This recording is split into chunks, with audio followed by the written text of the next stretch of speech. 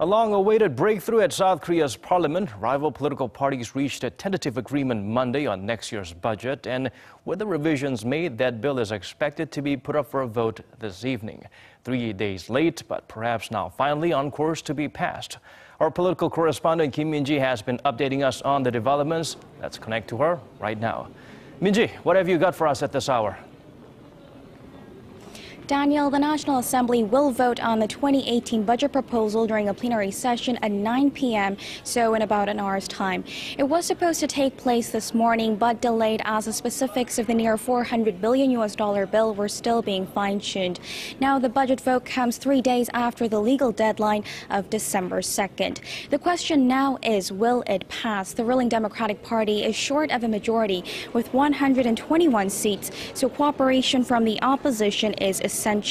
At this point, the deciding vote is seen as belonging to the center-left People's Party, now with 39 seats after one of its lawmakers was stripped of his title this morning for violating the election law. The minor party is expected to vote in favor, having expressed satisfaction with yesterday's agreement and that the party now has a greater say in legislative affairs.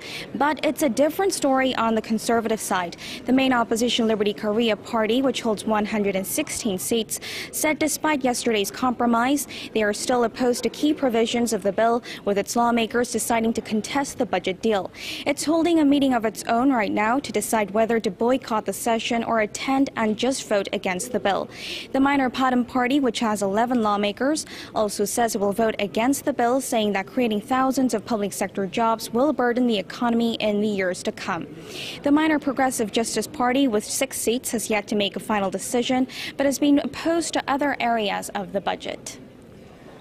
Folding and meeting halfway seems to have taken forever for the lawmakers. They missed the deadline due to a number of sticking points like the ones you've mentioned. I mean, you do walk us through the compromise they reached on Monday.